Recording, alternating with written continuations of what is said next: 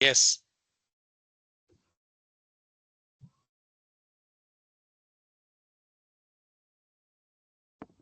Can you guys hear me at all?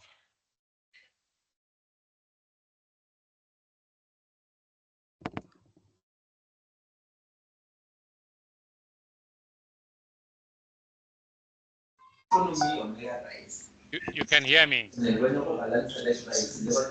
Yes. Okay, thank you. Oh, Pendi. I'm going to start at 6:05.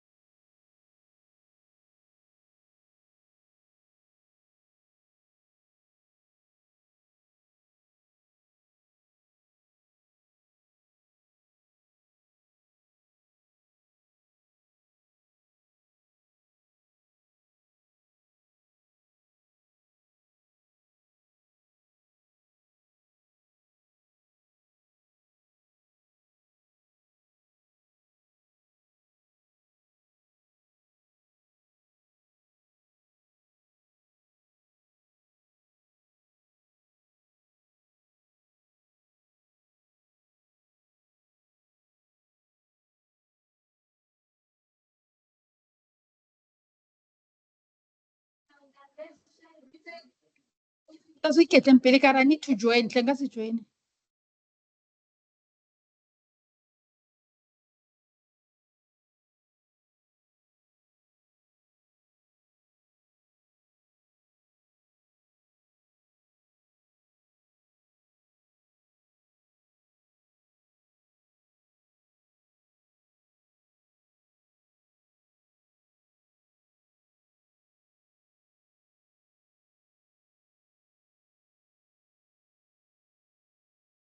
The class, I'm starting now. Can you hear me clearly? Please, you may use your thumbs up to indicate that you can hear me. Okay, thanks. I'm going to start. See, we've got 33 out of 91 attending, but I'll carry on.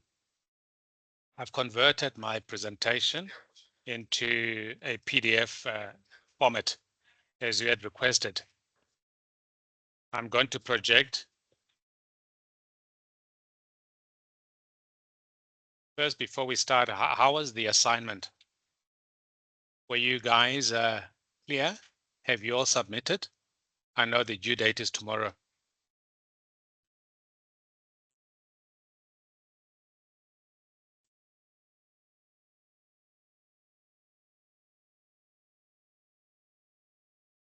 You have all submitted. You found it difficult. Seth, if I may speak for my side, I'll say it's not as difficult, but I think, as we all know, that IMS is an emerging thing. Yeah. It's kind of difficult for us to get, the right information, because like there are no content per se recently that we can actually relate to in terms of, like, database, papers, articles. I don't know, maybe it's on my side alone, but I found it a bit challenging just to try and relate as we all know that it's still an emerging thing. Not everyone is adopting to it. It's still an upcoming thing. Do you all share the same sentiments?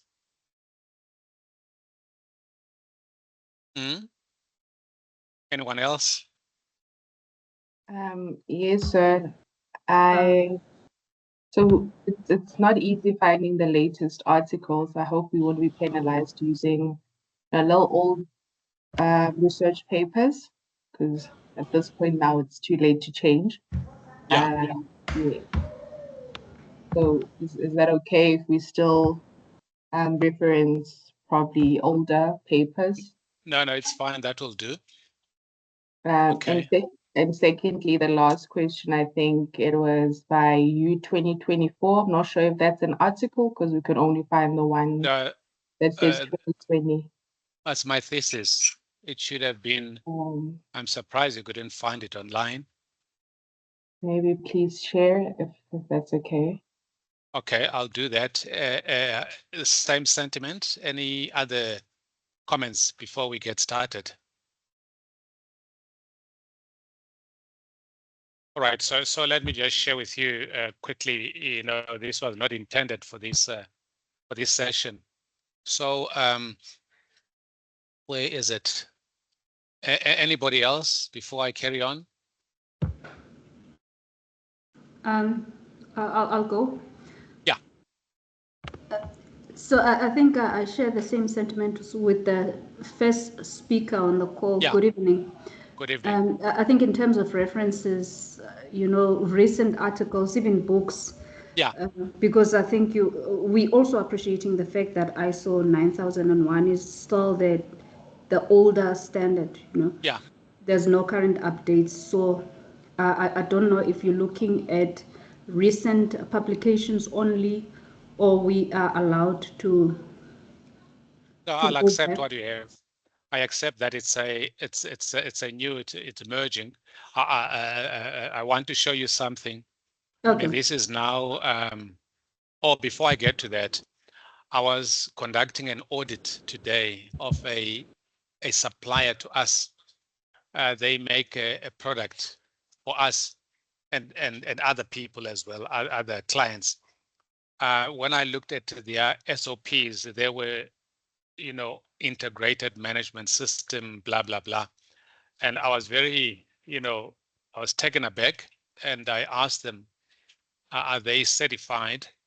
And who has certified them? Who has they been accredited by? And they mentioned, no, they are on the readiness preparatory phase. And I didn't want to get too deep because, you know, the contractual arrangements, they close to the end and I could not divulge that to them. But it was quite interesting to know that some organizations, they quite, they've embraced the IMS and they've moved on with it. So in terms of the case studies or examples of who has implemented, yes, there are very few, but they are. 2 years ago, I was part of a panel, you know, of assessors for the presentations on case studies. And these cases were local organizations within South Africa, and of course, from different geographical locations. Yes, it is an emerging concept. I just want to share this quickly with you. You know, so this is now 2022. Okay, so this is me, my research. So 2022, and this was showing. I don't know if you can see this. So these were documents. These are all the work that's been presented to date. That was by that time, 2022. I don't know. Can you guys see here? Yes, Okay. Yeah, this is from Scopus. Yes, we can. So when I ran a search on Scopus, of course, using I can't remember what I used, but it's all here, my keywords, etc. So it showed that from the 70s, these were just lectures and concepts. And this was something that's under development. And of course, with the 90s, this is now when the ISO 9000 really was starting to, to really show up. And with the business requirements, and trusting the quality and service of an organization with the ISO 9001, the quality standard. And so it shows here the rise of the IMS written articles. So these are all the recommendations, the motivations, and it goes now up until 2020. That was the COVID time, and thereafter there was nothing. And then, and of course, in my report, I say that I don't think it's dropped. It's probably because the COVID has interrupted the publication, etc. My point to you is that it is something that has been new, that has been, a new phenomenon. But I want to show you just the countries by country where, okay, you'll see here that the bulk of the work, okay, it's from the articles, but a few books. I told you, Dr. Madonsela, we busy working on a book, because there's so little that's been written around it. But I wanted to show you the countries that have gone, okay, look here, China has been, in the forefront with so many publications, followed by the US. And my conclusion here was the industrialized nations, because they've been, running operations industrialized very vigorously, and they found it necessary for them to consolidate and look at ways to minimize the challenges that are being brought about by the separate management systems. Okay, and of course, this was now looking into South Africa. In South Africa, documents in South Africa. So here, you could see we've got 1998. The work, I think this is from Stellenbosch University, 2014. Look at us. This is 2020. This is me and Dr. Madonsela on the impact of the IMS on business strategy. This should be available online. But what I mean by this is that there has been very little, work that has come out of it.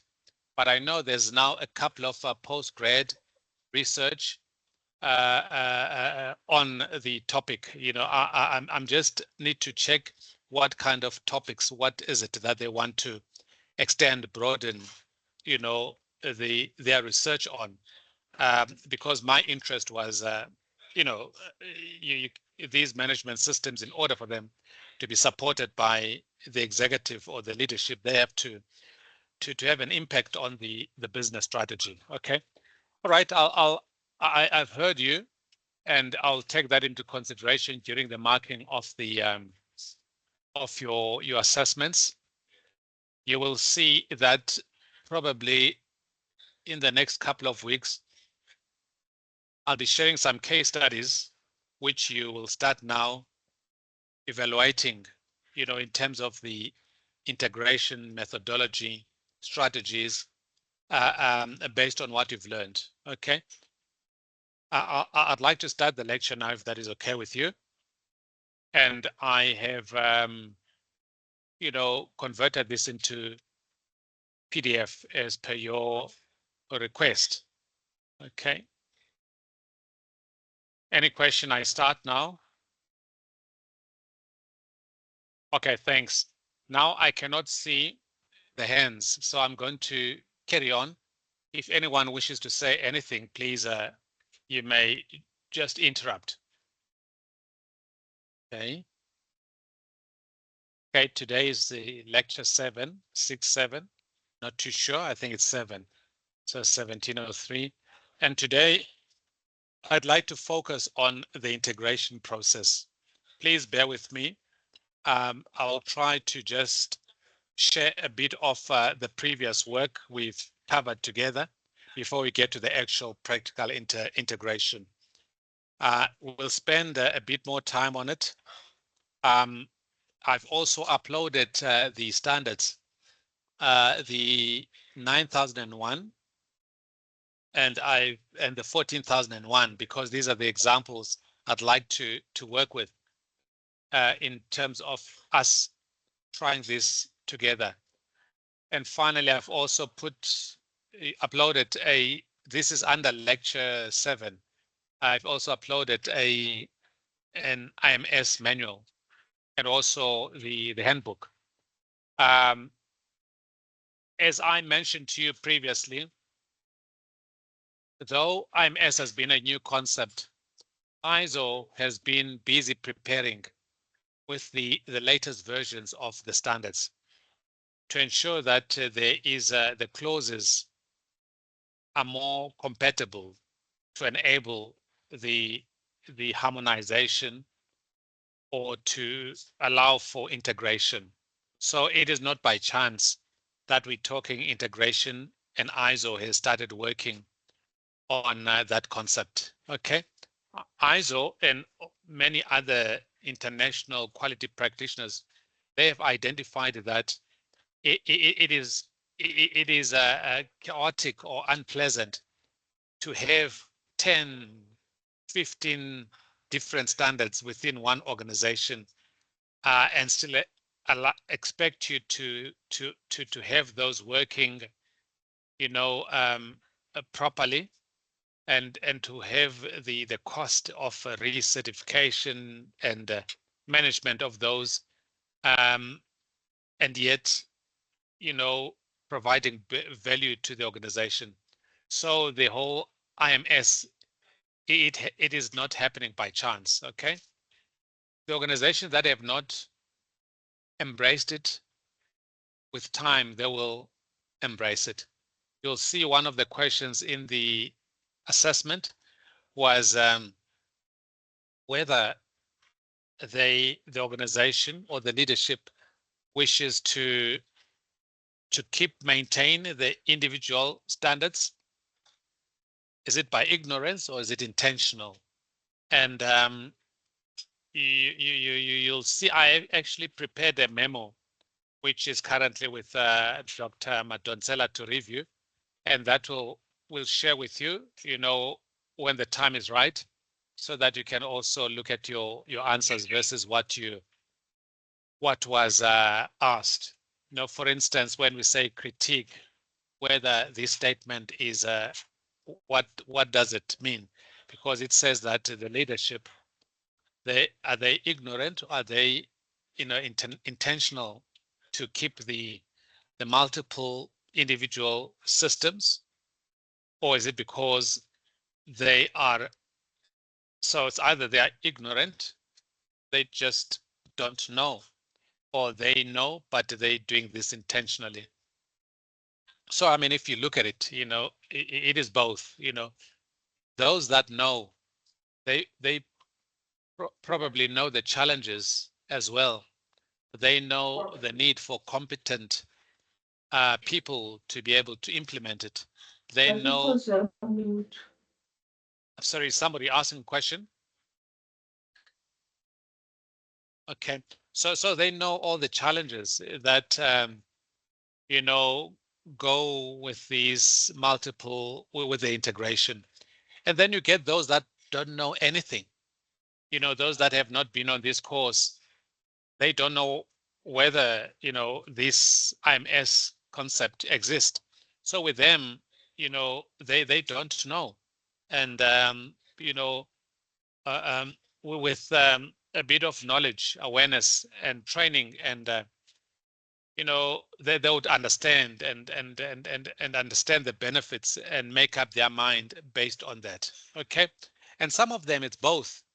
They want to have IMS, but they want to keep some of the individual management systems. They feel that they cannot combine all standards.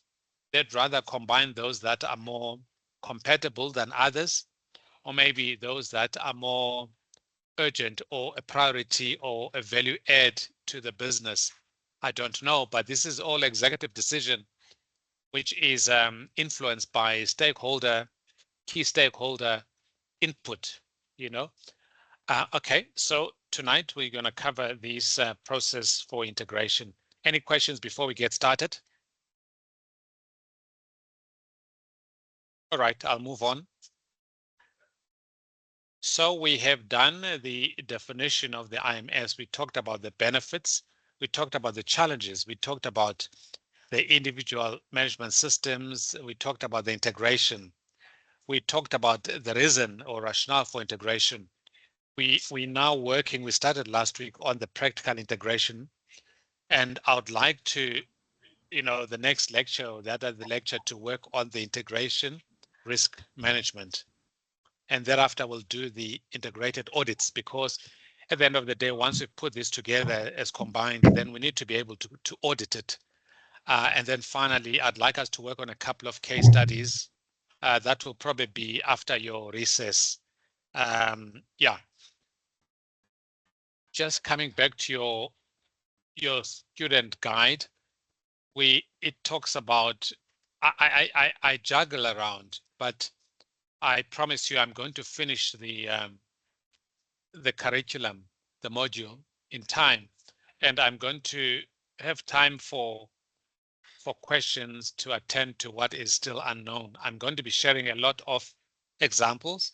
I'm going to be sharing a lot of new articles of relevance to our topic. Okay. All right, I'll be very quick on what we have spoke about. We said these are different systems. They are standalone. The intention is to integrate because of the benefits that come with it, integrated, etc.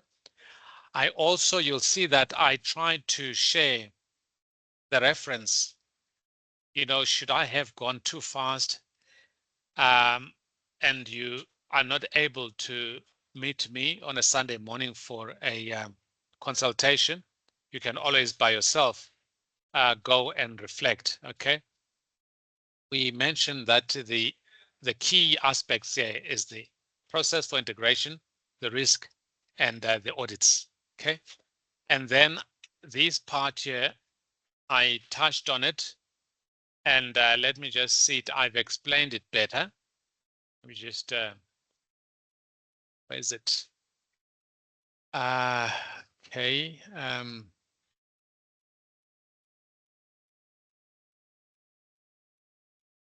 Come on. I beg your pardon.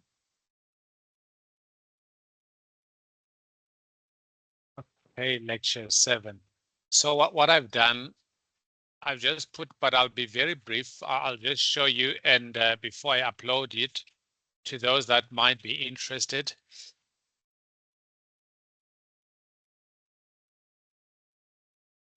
No.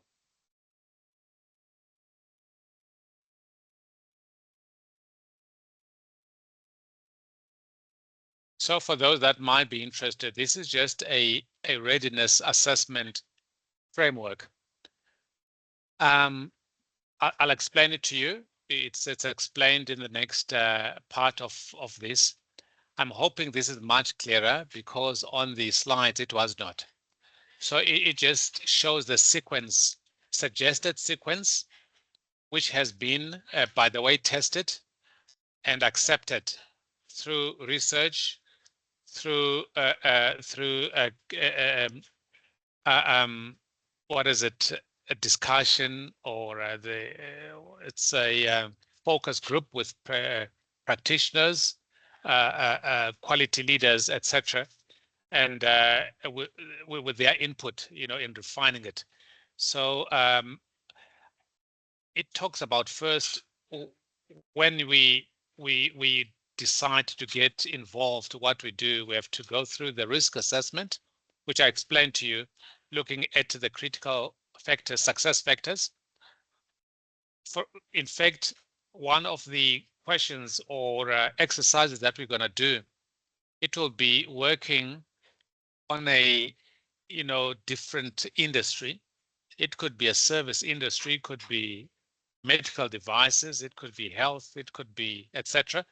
Develop critical success factors for IMS implementation. So what that means is that you go look at the service industry, go F&B, and say for F&B, in order for you to combine the quality standard, because banks also, they've got quality standards. It could be environmental, it could be health, it could be whatever other standards. First, you're going to have to look at what are the standards that are at play there. And then you look at what is it that will make it work? Is it maybe the maturity of the management systems at hand, at play? Or is this, leadership commitment on management standards? Of course, you'd have to decide based on what you have assessed, what you can bring out as being the evidence to justify your chosen or recommended or perceived critical success factor. So once you've put those success factors, it's easy for you now. So you put together these critical success factors, we review them, we align as a class that for a food and beverages industry, these are the kind of 10 critical success factors. I'll probably hold it on 10. And now once we agree with those, now you go to assess an organization in the food and beverages industry and try and match it against those critical success factors. Can they match those? You'll have to give some, reasons why you think they are meeting the leadership commitment. For instance, what have you seen? For example, you may have an organization that has proven not to be, taking, quality food safety seriously. There may have been a case that has become, a public knowledge that has shown, that has served as an indication that they are not necessarily a leadership team that embraces quality. I'm just trying to think of an organization that has stood up. Look, for example, was it the Ford car? Ford, yes. What was the Ford that got caught fire, and somebody claimed from the company, and the CEO, disagreed. I know that eventually that CEO was dismissed, but you see an organization that they like that, for it to have a proper and a balanced management system, then that leadership needs to be converted through some kind of change management, which is really our next step here. Awareness, change management, so that the leadership can dictate what kind of, decide what kind of standards they want to see at play. So it is at this stage where they say that, look, based on what we know, this is what we want, or we don't know.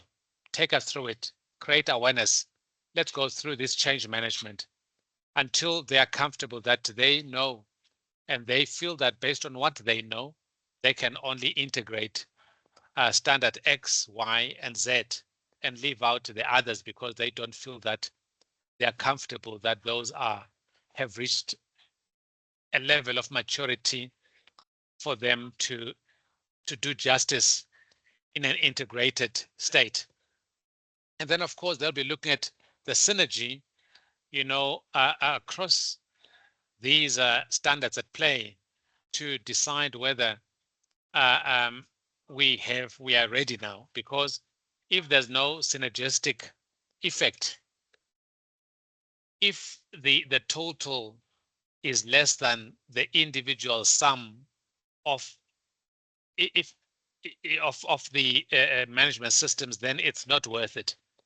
The total, the integrated management system must be stronger than the sum of individual management systems. What I mean by that is that if quality is 50% stronger, and the environmental is 10%, and the other one is 5%, which makes it about 65%.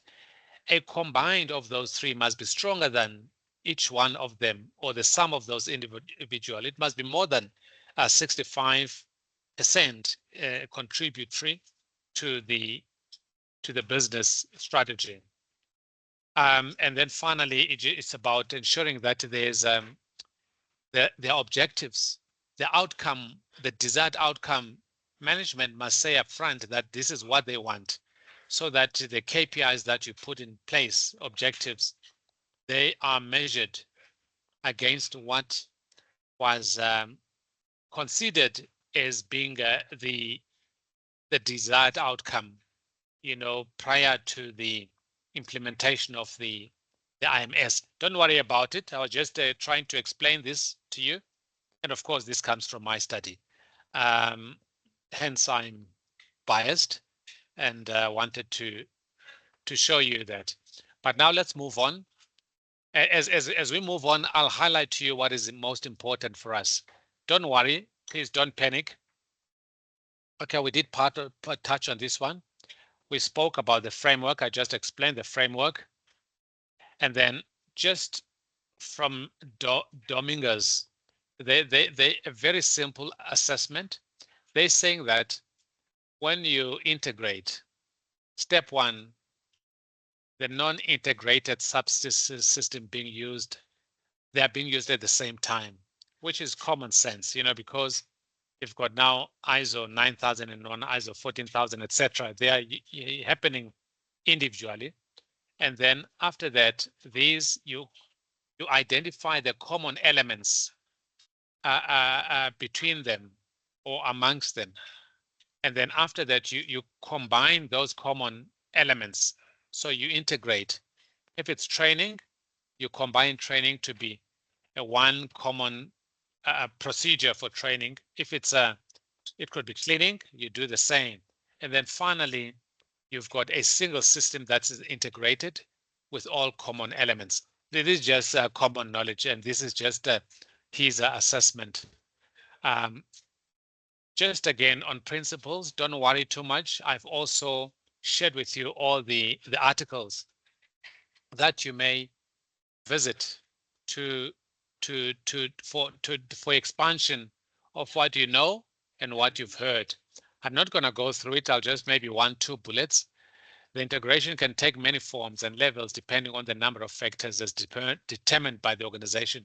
So the organization, they differ, different industries, they are different sizes, they different levels of success of businesses. So these are all the factors that determine the integration process, the sense of urgency, and which standards to put together, etc. These are just the principles. You may wish to revisit these, especially when you do your assessment or you're doing your own research. Okay. And this is just taken from the ISO guide. I did share with you the handbook. So it will tell you about what are the main common clauses or areas within the different standards. So it shows it would be the policy, the planning part, implementation and operation performance, improvement management review. So it's easier. It just guides you when you have to integrate which areas you should focus on first. That should be easy to find commonality for you to be able to integrate. Okay, and then we talked about this one. There's so you either have got no management systems in place you need to implement from scratch, or you may have management systems you just need to add. Okay, so you've got ISO 9000. Either you don't have no ISO 9001, or you do have 9,000, you need to add now 14,001. And of course, this depends on many factors, including the business requirements, regulatory requirements, industry requirements, etc. Your stakeholders, the imports, your suppliers. So there are many factors that dictate the reason for you to want to integrate your management systems. It may be an internal that you as a business wishes to do that. It may be something that is forced upon you by your third party, by your suppliers, your stakeholders. It could be your shareholders. They want this. You may be trading with international clients that have found this as very beneficial, and they insisting that you implement. Okay, so in this case, I'm going through this example. I'm going to use the 9001 and 14,001 as explained. And the reason for this is that, you know, on the annexure SL, okay, this is now the ISO. This annexure was meant to create a, I must just make sure that, let me note, just make sure that I do upload it also. It was to ensure that you've got, sorry, I'm just noting this, ASL, yeah, that the structure of the ISO standards is the same. It was developed to ensure that the clauses are the same 1 to 10, and that there were common sub-clauses, and also some were specific to a particular management system. And all of this was a precursor to IMS. It was to ensure that you are able to put on paper all the 10 clauses and look for commonalities so that you could identify and highlight those commonalities and prioritize those before you start to a standard specific clause. Okay, I'll explain some examples. We did touch on this last week. We said that you put your ISO 9001, you put your 14,001, you put 45,000, etc. And then you put all the clauses, and you look at the clauses that are common. I'll explain this further. And then you highlight those that are common. Those are easy for you to, of course, 1, 2, 3. This is just the scope and definitions. We're more starting on the context of the organization. You look at those. I mean, if you look at 9001 class, we're going to do a practical example with the 2 standards at a later stage. For now, I'd like you to follow what I'm trying to explain to you, just to create a foundation before we get to that step. I'm going to pause here because I'm not hearing much from you, and that is worrying me. Are you still here online? Yes, we are. Yes, we are. Yes, sir. Yes, sir. We're still here. Any Yes, comments sir. before I carry on? So far, so good, sir. Can I ask a question? Who has heard or who knows an organization that has implemented an ISO, an IMS currently? Anyone who works for, all right, yes, Elroy. Yes, sir. I've worked for various companies that have an integrated management system. Yeah. Thank you so much. Thanks. And what kind of industry are those? That is engineering, sir. Okay, that's very good. Yeah, I know one of the case studies I saw last year or 2 years, it was a steel industry. Okay, anybody else? Okay, Doc, I can add as well.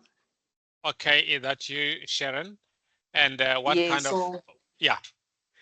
Yeah, it was a manufacturing FMCG. So I do have an idea of how it works. And just to, the reason why we're quiet, because maybe some of the things that you're explaining, it's something that for myself, I'm familiar with.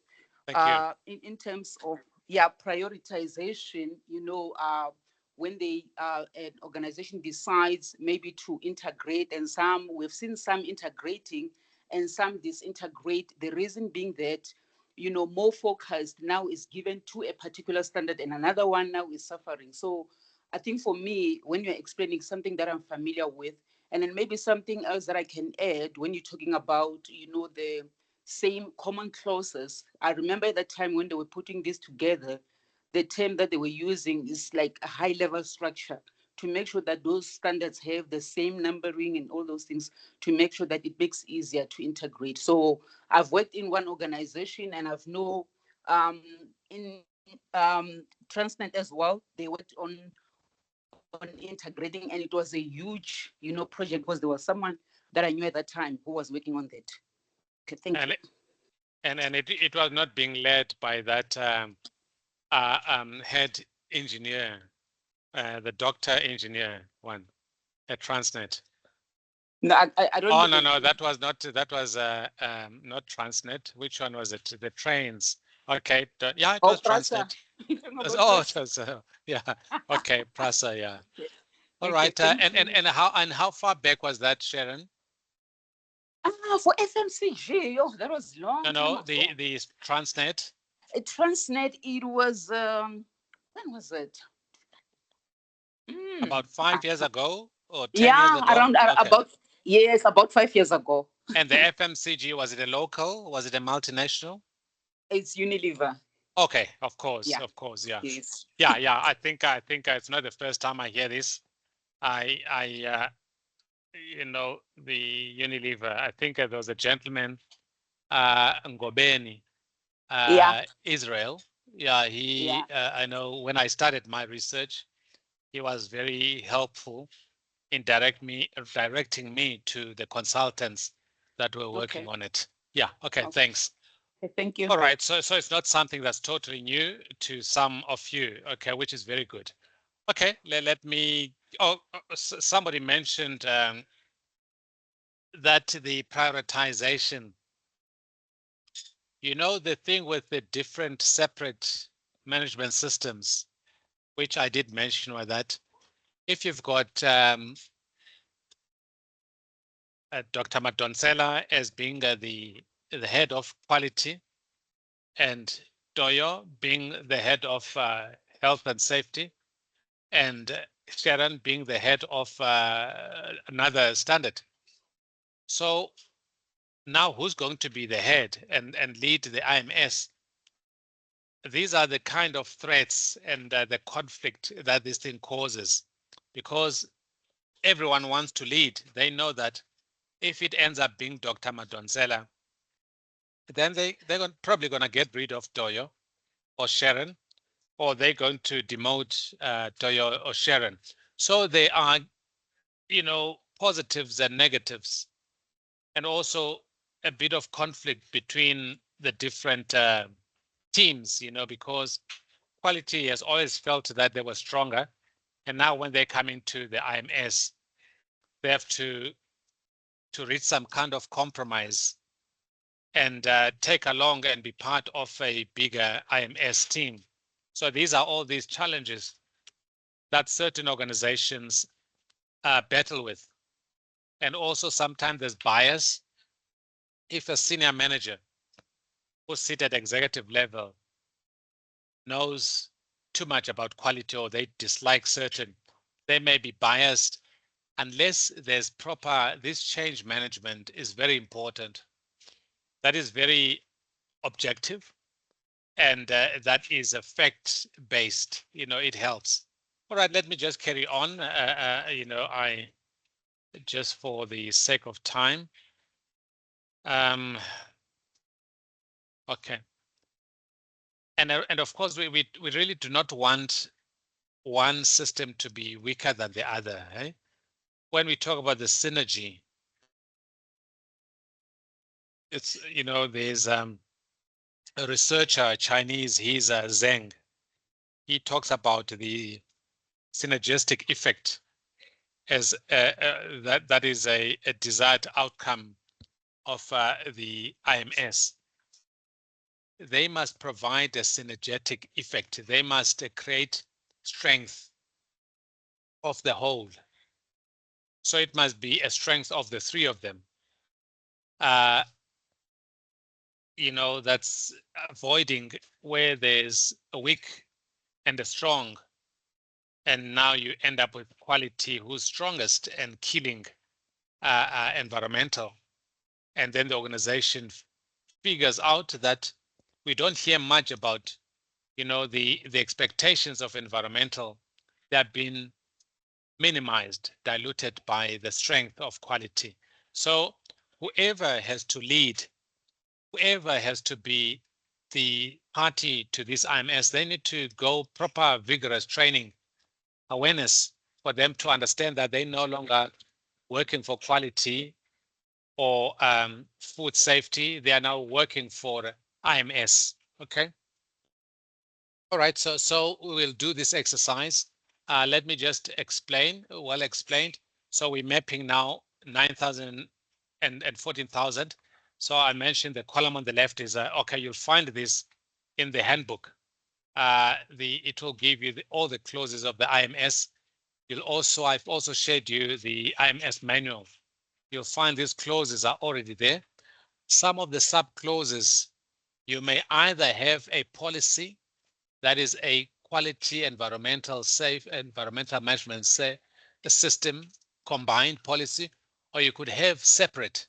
So whichever works for you, as long as you satisfy all the requirements of all the clauses that are contained in your integrated management system.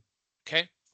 So you'll be looking at the clauses, and then you look at, for example, with the clause 4. It appears on both. You can map it against and go through it and still keep that clause, and look at the commonalities. And then you identify the areas that are common and those that are specific. So, for example, you've got areas. This clause. Where is a clause, for example, that's specific? The organizational role responsibilities. No, authority. Okay. Customer focus. Okay, so you've got customer focus that is specific to a ISO 9050 and 1. So certain areas are just specific to one standard, and there's nothing wrong with that as long as the majority is combined. You remember where we started off when we defined our integrated management system. Let me quickly go to this. It said that, sorry, let me just quickly. It said that you have to be more than 70% of your procedures integrated, and over 30% of your forms, work instructions are being integrated. So at the end of the day, once you have created this, you must be able to answer at the end of the day and quote the authors of our prescribed textbook and say, based on what I have analyzed and the integration that has taken place, I'm comfortable to say that we have now mapped over 70% of the clauses of the procedures for me to be comfortable in saying that I'm presenting an integrated management system. So they're going to ask you, the executive, when you make a proposal, they're going to ask you at what stage will it give benefits to the organization? So based on our authors, it will be when it reaches 70 or above of their procedures. Then you'll also do the quantification to show the costing to them. that this is by how much. So with them, they want to know what is it now? They want the future value. So through quantification, through benefits, and through consolidation, you are able to justify to them and say that this is, I'll be presenting an IMS with all these KPIs to ensure that we have met the requirements. Because as consultants or quality practitioners, you have to convince the organization that you'll be supporting or the executive and say that out of this integration, I've been able to develop a integrated risk register. I've been able to put together an integrated audit so that at the end of the day, you may have a risk register, you may have a measure against KPIs, you may have your audits to identify compliance with what you've put in place so that you can do, those non-conformance reviews. Are you non-conforming because it is not properly consolidated, or it is because your team has not been trained well for them to comply with the procedures and processes that have been put in place? Okay, let's move on. Most of this you'll be able to read on your own. Just explaining the whole integration process. So we will work together first to do the two standards that I've uploaded, and then we'll be able to follow the sequence here of a case where we do the gap assessment of what are the gaps identified. We develop a plan, and this is explained here also. We are highlighting the discrepancy between the organization's practices and requirements, and you may wish to close the gaps with the common clauses and specific ones separately. So once you've identified those gaps, as I have identified here, you may wish now to close and make sure where there's been non-commonality that you first want to close it, or you want to keep those specific clauses separate. And then you define a project plan. So you put a plan, and you put your champions, you put in your plan, you remove variation, duplication. This is upfront.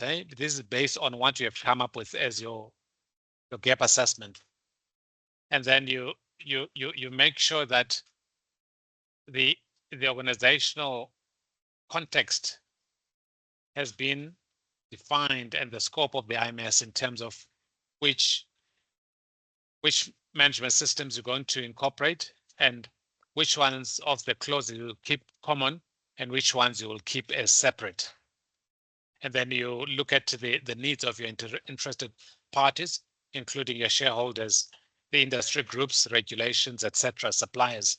So these are all the things that you're noting down as you develop this strategy that you'll present to management.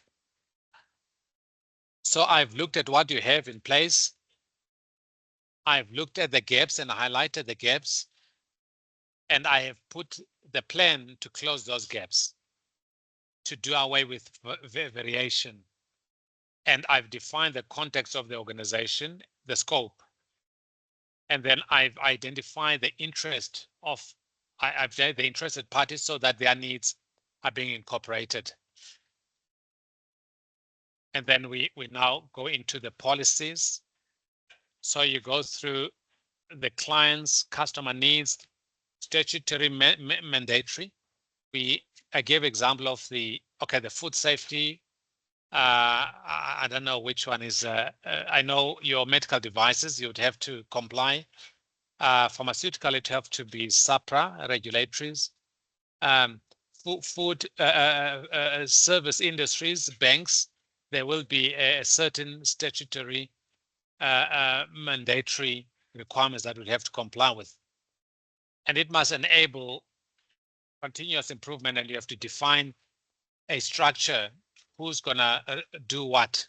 And you know, whether you're gonna have one lead of the IMS and how the teams are gonna be put together to support that IMS, you're gonna put them here in your policy.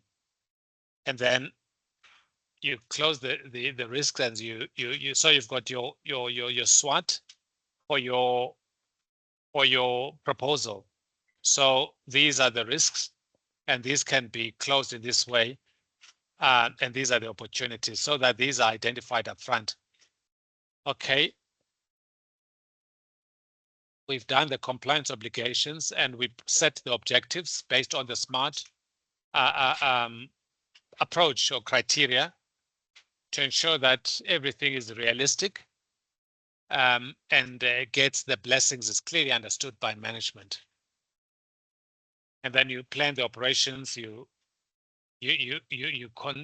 take into consideration the supplier management aspects, because suppliers or clients, either the feeder to your organization, the sourcing, or the ones that you sell to, they will affect the success of your IMS. Okay, and then you develop and agree on your documentation control, the formatting, distribution, retention, etc. This is a normal documentation management or control. And then you define your monitoring. How are you going to do it? When are you going to have the management reviews, and what are you looking out for? And then you start now defining the frequency of your internal audits and the areas for you to be auditing. So it's the audit plan. And then, of course, at this stage, this is when you start plotting your milestones and say to management, this is how long it will take. And to close these gaps, to ensure these are all in place, this is how long I'll need, this is how much resources I'll need, and this is where you'll be ready for you to be audited, you know, your pre-certification audit. The company I audited today, look, I can tell the name. It is a Deacon Hall. They are ready for a certification. What I was interested in them is who's gonna audit them to issue, you know, them with an IMS certificate. And they said they were not too sure. Let me go back to you, Sharon. With Transnet, what kind of certification, what certificate do they have of IMS? Elroy, what certificate that says they are IMS certified do they have? So as one certificate that says integrated management certificate. It's done by an accredited body? Yeah, it's done by Bureau Veritas. Okay. Okay. Yeah. Yeah, I would expect this to be done by an international body. Of course, SABS, they can't even do, I'm sorry if there's someone from SABS, they can't even do, at some stage, they were not even re-certifying the ISO 9001. And they still haven't done nothing on ISO 13485. And yet they are an organization that needs to be self-sustainable. Okay, so I have not seen an ISO, an integrated management system certificate. I'm actually going to ask for it. I'm going to ask Dr. Madonsela as well, so that we can present them to you. I just want to quickly drop him a WhatsApp. Please give me a minute. You may ask questions so long while I drop him a WhatsApp question.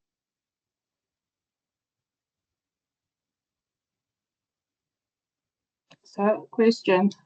So in all of this process, where would critical success factors of implementing an IMS fit in? They're in your gap assessment. That is prior to going ahead with the integration process. That's correct. Okay. Because you can't gap assess against you gap assess against a standard. So once you know what you want to should be having in place, then you are able now to gap assess. We will do practical exercise for us to understand this clearer. Any questions, please?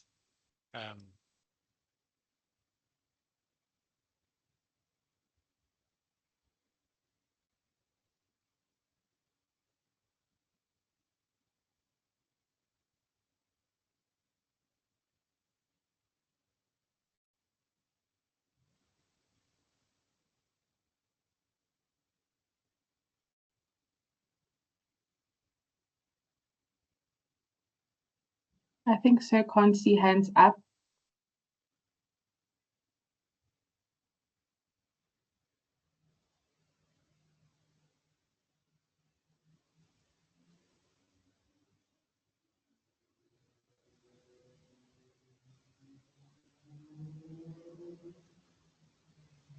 ISO, so on an integrated management system now, it depends what ISO standards you've decided for the integrated management system. So on your certificate, basically ISO 9001, 45000 and 14001 will reflect on that one certificate.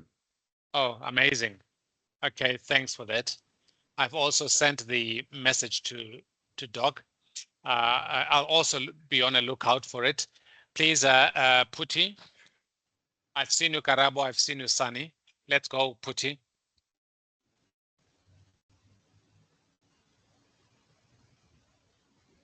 I cannot hear you, Puti. I think you are talking, but I cannot hear you. I think you've got a problem there. Your mic. Can we go to Karabo? Hi, sir. I just wanted to ask, currently where I'm working, they want to integrate 7 management systems. However, there isn't any management system that, in place currently. But the whole aim of the project that they're currently running is to integrate 7 identified management system. So my question was, will it follow the same process that you are showing us now, or is it a case of they should run through each management system and then do the integration after? Thanks. So, okay, let's go to you, Sunny. I'll come back to you, Karabo. Good evening. I just want to find out, since we said we don't have the certification bodies for IMS in South Africa, will it be wrong for the company to just look at the objectives, and then if the objectives are met, and then we can conclude that we have IMS? Is it wrong? Okay, I'll take that. I'll come back to you. So last one, Sunny. I'm the one who was asking just now. Oh, sorry, Sunny. Puti is still struggling. Okay, let me first go to Karabo. Okay, Karabo, you were asking about that you don't have management systems, certified management systems in place, or formalized management systems in place, and yet your organization wants to integrate 7. What do they mean by wanting to integrate 7? Are there 7 that have not yet been implemented? Yes, they haven't been implemented, but they want all 7. Okay, so they've identified that they want those. And if I may ask, which ones are they? It's your 3 popular ISO standards. The environment, and the one for printing, because it's a printing organization, and then there's one for security, because we deal with security. Okay, thanks so much, team. Any help me with the answers for Karabo? Any comments? So they've got nothing I assume, Karabo, they've got nothing in place. And maybe one of the senior managers, they got to hear about or to know about the management systems. And they are on this wish list of having all these, and they want all of them to be integrated. Anyone? Hi, sir, can I speak? Yes, please. Yes, sir. So with regards to that, so what Karabo's company needs to do is they first need to do a gap analysis audit, right, to see what's in place. So they can source it from a company that's outside of their company to come and do a gap analysis audit, or if they've got the necessary skills within their company, they can also do a gap analysis audit on the standards that which they want to see that they're compliant to. And then also once they see which documents is missing or what still needs to be fixed from the gap analysis audit, then put that in place, and then audit their own system again. And then once they're compliant, now they can submit their stuff to the certification body for a readiness audit. Thank you so much. Any other takers? Thanks so much, Elroy. Any other takers? So they've got nothing at all in place, but it's a going concern. The business is functioning.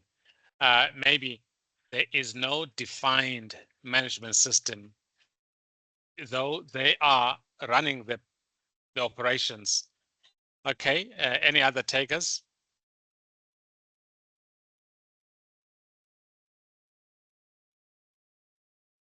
So Karabo, before I get to you, Sharon, you do have a quality department. Karabo? It's no, we don't have, it's a Okay. government Yeah, institution, isn't, yeah. No, it's fine. So you don't have a quality department. You don't even have safety and occupation and safety.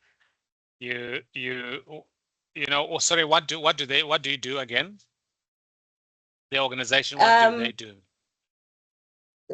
We print IDs. I shouldn't be saying All right. that, but yeah. No problem. No yeah. problem. It's all right. Okay. Yeah. No, it's fine, because really quality is there because somebody does check the accuracy and all of those things. You do have occupational safety. You do have the fire alarms and the safety related. Maybe they are not as defined. Okay, let me hear from, thanks so much. Let's hear Sharon before I go back to Elroy. Sharon? Okay, Doctor, for me, I just wanted to add on what Elroy said and what you mentioned now, because I wanted to get more information at the moment. Yes, I understand they will need to do a gap analysis, but we need also to, because I know when you do a gap analysis, you check the current processes against those standards that they are looking for. So, but I wanted to check more from Karabo in terms of the structure that is available at the moment, like do we have someone who's responsible for quality? Do we have someone who's responsible for security and all those things? I just wanted to check that as well. To answer just to add on what Elroy said, that they might, if they have an expert, internally, they can utilize that. But at the end, I think because we're looking at a number of standards, they might need to use the approach of using an outside consultant. Unless if maybe they do have that expertise internally, then they can start from there, since they don't have, any management system at the moment for all those 7 standards that they've identified. So I just wanted to get more information, on what they have currently, because I mean, for 7 standards, I can imagine if, let's take maybe they had each and every standard have maybe somebody who is managing those. I want to believe that at the end of the day, if they're serious about integration, somehow there's going to be a structural change. Like you were saying, the roles might end up being combined and all those things. So that's what I wanted to add. Thank you. Yeah, I'm sure. Thanks, Sharon. I'm sure there must be a reason, Karabo, that they want to do that. But let's hear, thanks, Sharon. Let's hear Portia. Oh, so sorry, it's not on the current topic, just on the certificate. I do have in my current organization an integrated certificate. And to add, we started with an integrating in the country, and now we have a global integration. Are you a local organization, Portia, or are you international? International. Okay. What kind of industry? Manufacturing and engineering. All right. Okay. Thanks. And you can share on the. Won't you share with me, please? And then I'll just upload it. Thanks. All right. Let's hear Elroy, and then we'll carry on. Yes, Elroy. So thank you so much, Portia. So can I quickly share my screen with, yes, please. With an example of a certificate? Yeah. Okay. Can you see my screen? Yeah, I can see it. Thank you so much. So that's an example of a okay integrated certificate. Yeah. All right. So this is Poland. Okay. All right. Can we see it bigger? Okay. Yeah. Fabulous. Yeah. And do you know if locally we have got any certifying body? Okay, now. Can you hear me, sir? Yes, I can hear you. Okay, so locally we have a certifying body. So currently my company is dealing with DNV. DNV is also an international company, Switzerland-based company, but they also locally. Thank you so much. This is, excellent work, guys. I'm already thinking of some group, exercises based on our discussions here. So with Karabo, nothing at all, and the leadership wishes to do that. And of course, this is where you guys, when you work on this project, you follow the steps. What do you do? You know, you'll probably have to share upfront what you must remember with the framework and the models. They are they've been developed, they've been validated based on what the researcher says. However, they are not conclusive. You may have something that works for you as long as you've got your you can justify. For example, I mean, the questions that would go now to Karabo, I mean, a lot would be first, why do they want to do that? And how many people are there? What industry? And also, so there's quite a lot that you will do. So these are nice practical exercises that we can work on. Certainly in groups, I'll definitely, suggest that we do something like that as part of our group assessment. I'll just have to ask Dr. Madonsela first if I can have a group assessment instead of individual one, so that it could be something similar along these lines. Okay, thank you. Sunny, next before we conclude this discussion. Thanks. Okay, Sharon, I'll give you a chance after Sunny. You didn't answer my question. What was your question again? I was asking that since we don't have the certification bodies in South Africa, we have the international ones. Yes. Can we right, just okay. look at, yeah. So I think Elroy did answer you. Now, because really you can the organization that I audited today, they have put together an IMS, and they are ready, and they will not get, if there's no certifying body in the country, and they insist, or we go back to the reason for them to have a combined management system.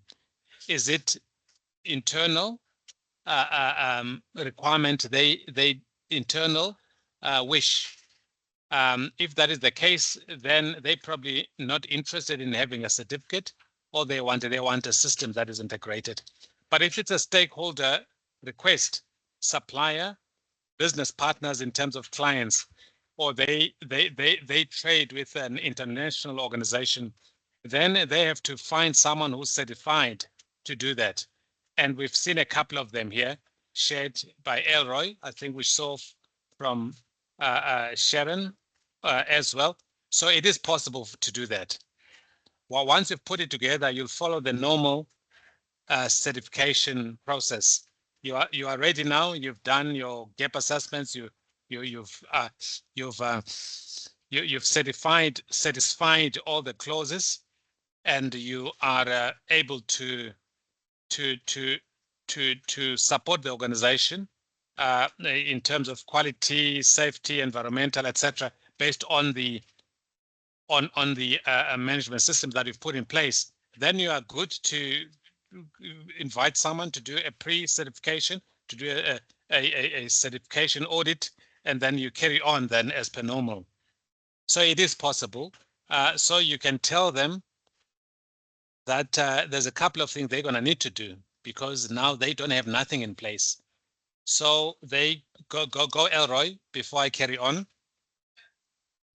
Yeah, so in their case, say for example, if there's documents and stuff and they've got everything in place that they think they are now ready for the third party to come and audit them, or the certification body to come and audit them, then what the certification body normally do as part of a readiness audit, they do a desktop audit.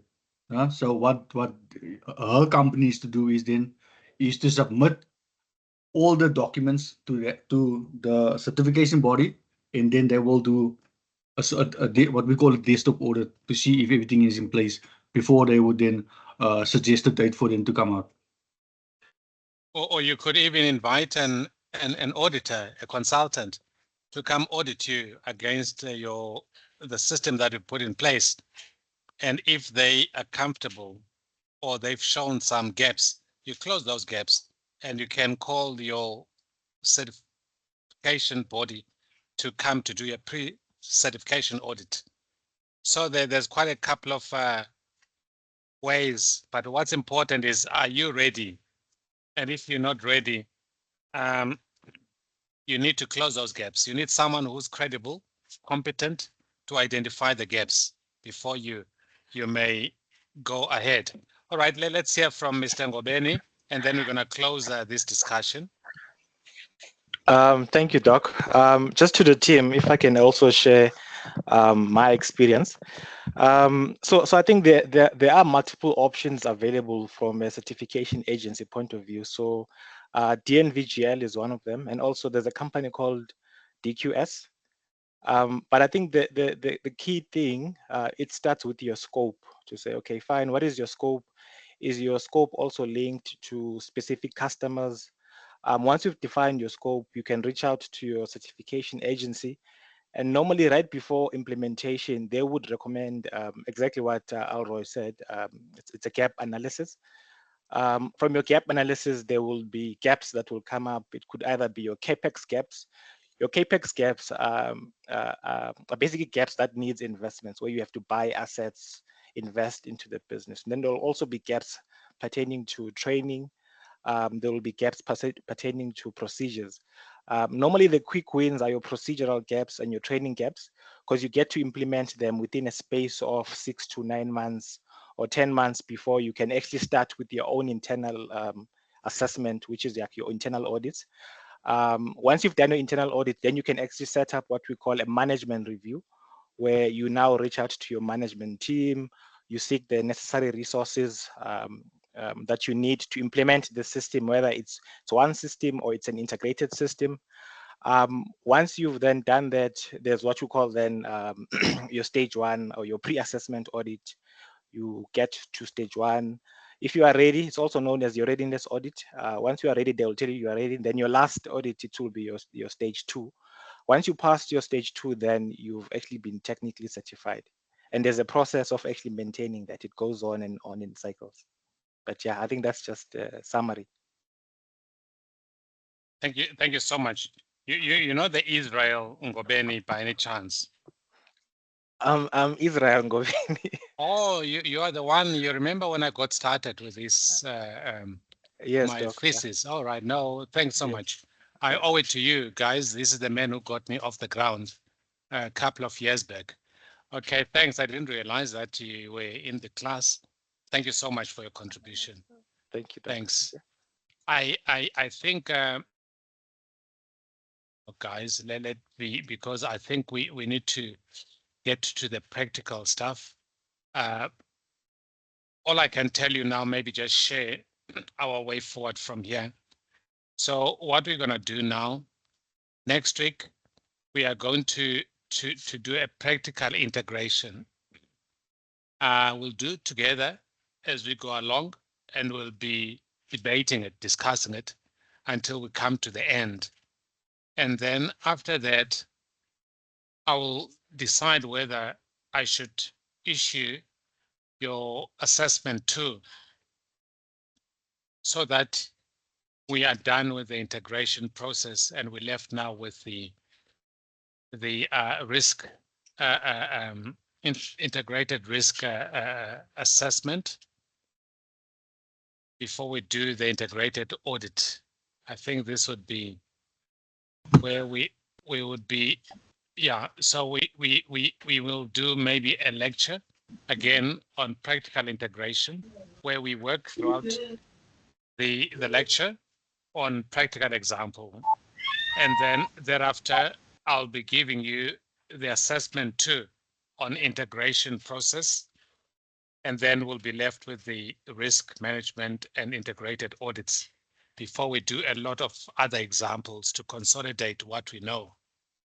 And I'll probably have to invite someone who has implemented the IMS just to share their experience, as a value added contribution to our discussion on this module. And then I'll be open to provide any counseling should it be necessary to work towards the closure of the module. And of course, I will also just double check and align with Dr. Madonsela if there's anything else that he wishes that I should be covering. Can I leave it there? Any questions before I go off? Israel, is that the old hand or is that the new hand that is up? I didn't mean to wake you up. Apologies, that's the old hand. Thanks so much. Okay. Any other questions, team? Portia? So kindly please share your thesis. I beg your pardon, ma'am? Please share your thesis. Oh, all right. I'll do so, definitely. Yeah, okay, definitely I'll do that. Any other questions?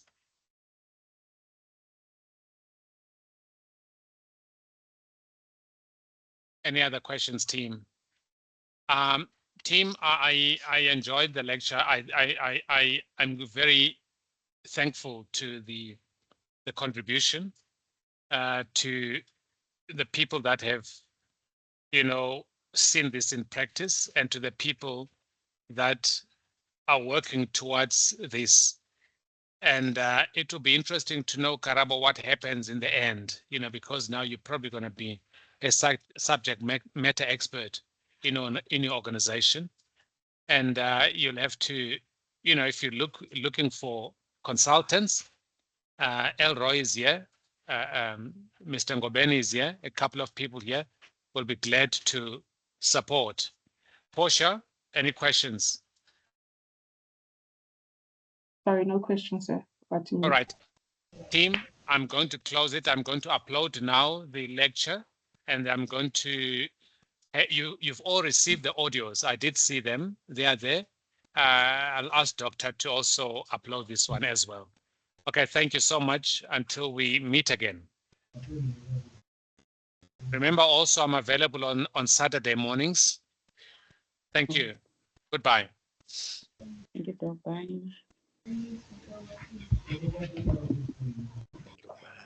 Thank you, sir.